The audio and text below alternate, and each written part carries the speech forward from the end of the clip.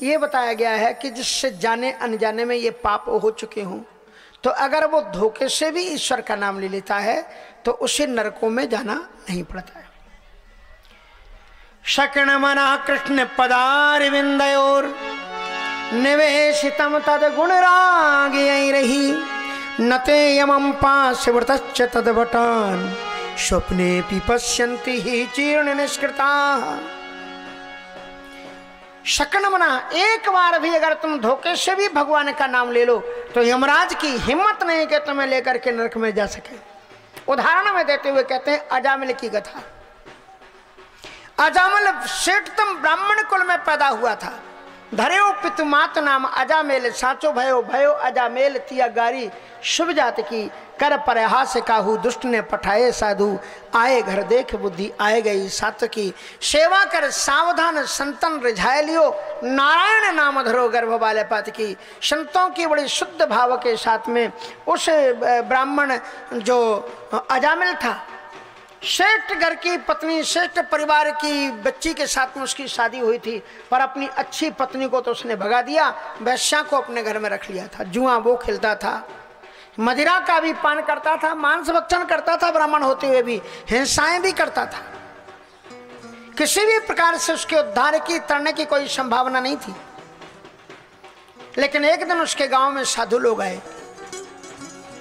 साधु लोग चलते चलते थक गए थे। उनका रात्रि को विश्राम में कोई साधु का घर बता दो। तो कुछ बदमाश मिल गए उचक के, साधुओं के साथ में भी मजाक कर डालते हैं लोग। कहा हाँ बताओ इनको ऐसा घर बताओ कि कभी गांव में आए ना। चले जाओ हमारे अजामिल महाराज के यहाँ। अब वो महाराज कोई महाराज थोड़ी था, मांस खाने वाला, जुआ खेलने वाला, वैसा को अपने घर में रखे, उसका घर बता दिया। अब महाराज महात्मा लोग उसके दरवाजे पर आ गए, दरवाजा खटखटाया। संयोग की बात अजामिल घर में नहीं था, वो वैश्या घर में थी। उन्होंने कहा भगवती कपाटम उद्घाट्यताम। उस वैश्या ने दरवाजा खोला तो देखा साधु महात्मा लोग खड़े हुए। साधु महात्माओं ने कहा कि भक्तराज अजामिल का घर यही है।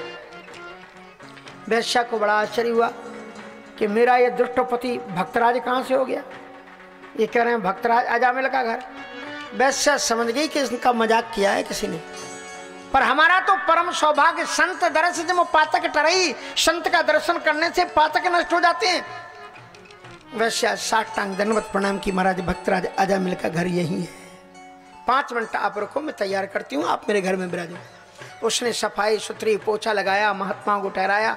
अब पता नहीं अजामिल कौन हिरण को मार के ला रहा हो लटका करके। सो दौड़े दौड़े गई, सफेद कपड़ा लेकर के चंदन लगा दिया, कहा ये कपड़ा पहनो, महाराज भाग्य खुल गया। साधु आए हमारे घर में, आए गए साधु। संत सेवा कर सावधान, संतन रिझाए लियो।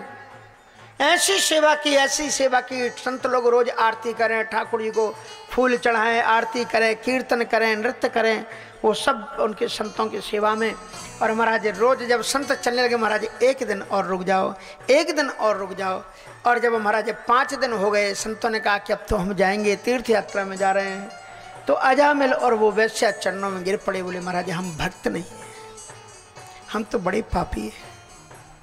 किसी ने मजाक में आपको हमारे पास भेज दिया, पर महाराज हमारा तो भाग्य खुल गया कि आप जैसे संत पधारे। महाराज हम तो ऐसे ऐसे पाप करने वाले प्राणी हैं, आप संत हैं, हमारे उद्धार का कोई रास्ता बता दो। तो उन्होंने कहा देखो संतान जितनी भी हुई हो, अब जो तुमको संतान पैदा हो उसका नाम तुम नारायण रखना। नारायण नाम रखा और संत कह करके चले गए। इसलिए हमारी भारतीय संस्कृति ये कहती है कि माताओं अपने बच्चों के नाम रखना तो भगवान के नाम रखना, नहीं तो प्रेम से पंपू, चंपू, निम्पी, चिंकी, ढिंकी ऐसे ऐसे नाम धरते हैं। जो विदेशों में प्यार से कुत्ते और पिल्लों के नाम रखे जाते हैं, अपने कहते हैं पप्पू कह करके पुकार। ये कोई नाम है बोलो? रिंकी, चिंकी, निंकी, ढिंकी, पता नहीं। एक जगह पर महाराज हम गए, सो एक माता जी एक बच्चे को, बूढ़ी माता जी बच्चे को लेकर के निकली। कहा महाराज जी इसका नाम रख दो। जब हमने कहा चलो रख दें। अब साधु थे, साधु भगवान का नाम रखने जा रहे थे। और उसी समय पर महाराज उनकी जो बच्चे की असली माँ थी वो तो सास जी थी, बहू निकली। हाँ महाराज जी इनका नाम रख दो, लेकिन ऐसे ही रखना जैसे हमारे पहले बच्चों के नाम। का पहले बच्चों के नाम बताओ। का एक का नाम नवीन, एक का नाम प्रवीण। तो हमारा एक बगल में शिष्य बैठा हुआ था, उसने कहा महाराज जी इसका नाम सोयाबीन कर दो। एक का नाम प्रवीण, एक का नाम नवीन, तीसरे का नाम सोयाबीन, एक ही जैसा नाम हो जाएगा। इसलिए इस चक्कर में मत पड़ो, पंडित जी के साथ में जाओ, पंडित जी से पूछो कि महाराज जो ध्यान रखना, अगर पंडित जी के पास जाओ, पंडित जी पंचांग खोले तो जो भी बने 11-21 रुपये चढ़ाना चाहिए। हाँ, आप बोलो आप कभी के आप डॉक्टर के यहाँ जाते तो उसके पहले ही लग जाती है एंट्री फीस, उसके बाद में दवाई ववाई तो बाद में होती। ये ब्राह्मण पंचांग चलाएं कैसे? तुम दानी दक्षिणा नहीं दोगे, तुम कहो कि महाराज हम तो देते ही रहते हैं आपको। अरे भले ही देते रहते हो, आज तुमने पंचांग खुलवाया, पंचांग देवताओं का पूजन करो, थोड़ी बहुत दक्षिणा तो रखो। इसलिए ऐसे ब्राह्मण लोग पढ़ेंगे, और अगर तुम ऐसी सेवा नहीं करो तो ब्राह्मण पढ़ेंगे कैसे बोलो? इसलिए तो कितने पंडितों ने अपने बच्चों को संस्कृत पढ़ाना बंद कर दी, कहा एक तो पढ़ो लिखाओ और सब कुछ करो, उसके बाद में भीख मांगो। इसलिए ब्राह्मणों का सम्मान करना सीखो, और उसके साथ साथ में इनको वेदों को, पंचांगों को, इनका स्वागत करो। जब भी खुलवाओ तो कुछ ना कुछ पंचांग पर रख करके प्रणाम करो, और कुछ ना कम कुछ मतलब ऐसा मत रख देना जैसे हमारे यहाँ आरती में रखते हैं लोग, पूजन में रखते हैं लोग, कैसे ऐसे सिक्का को रखेंगे ले जाओ पंडित जी काशी में पूजन कराने के लिए जाएंगे तो कहेंगे कि महाराज वो पूजा वाली सुपारी दे दो। पूजा वाली सुपारी कौन होती है मालूम है? कि जो खाने के काम नहीं आती वो छाट करके धर लेते हैं, जो पूजा वाली से जो हम नहीं खा रहे हैं वो भगवान को खिलाएंगे। भगवान कहते बेटा खिला, देखेंगे अब फिर मेरा भी मौका आएगा। इसलिए जब आप पंचांग पूजन करते हो, जब आप देवताओं का पूजन करते हो, तो आप पंडित जी का पूजन नहीं कर रहे हो। कोई भी चीज वहां चढ़ाओ तो ये सोच के मत चढ़ाओ जो पंडित जी ले जाएंगे, आप देवता को चढ़ा रहे हो। देवता को आप कैसा, आपके घर में कोई मेहमान आ जाए तो पानी कैसे पिलाते हो, भोजन कैसे कराते हो, ऐसे देवता। एक बार तो जिंदगी में तुम्हारे घर में पंडित जी ने सारे देवताओं को बुला दिया और तुम एक बार उनका पूजन नहीं कर पा रहे, तो जिंदगी तुम्हारी खाक खुशी बनेगी? थोड़ा सा सोच लो। पूजन का कपड़ा दे दो, ऐसा पूजन का गमछा लाएंगे जिसमें हाथ भी ना पहुंच पाए पंडित जी बाद में। इसलिए पूजन की सामग्री अच्छी लानी चाहिए। पूजन के पान दे दो, जो अब रिटायर हो गए पान, जो चलेंगे नहीं, उनमें छेद हैं और पीले पीले पड़ गए, वो ले जाओ भगवान जी को चढ़ाओ। हम नहीं खा पा रहे, अब ये भगवान जी खाएंगे। फिर तुम कहो कि महाराज हमने पूजा तो खूब करवाई थी, फल तो कछु नहीं, तेरा तो जो कुआर पुण्य क्या लगे मेरा। भगवान ने कहा बेटा तुमने जो दिया था वही लो, इस हाथ से ले उस हाथ से दे। इसलिए पूजन में अच्छी वस्तु का इस्तेमाल करना चाहिए, स्वार्थ से परे होकर के। कभी तो एक बार सोचो कि ये देवता बैठे, इनका सही में हम पूजन कर रहे हैं। तुम्हें यही नहीं मालूम है कि तुम सही में देवताओं का पूजन कर रहे हो, नहीं तो ऐसी हिम्मत कर पाते कि कुछ भी चढ़ा दो। जिंदगी में एक बार पूजन करो, भाव के साथ में करो, श्रद्धा के साथ में करो। ईश्वर ने तुम्हें सब कुछ दिया है, भाव के साथ में पूजन करो उसका। तो महाराज बड़ी सुंदर बात है, इसलिए बच्चों का नाम भगवान के नाम रखो। और यही परिणाम ये हुआ कि एक दिन जब अजामिल बूढ़ा हो गया, संयोग से जब कालदूत उसके पास में आ गए और भयानक यमदूतों को देखने के बाद में महाराज उसके कपड़े खराब हो गए। लिखा हुआ है भागवत में, उसके कपड़े खराब सब हो गए।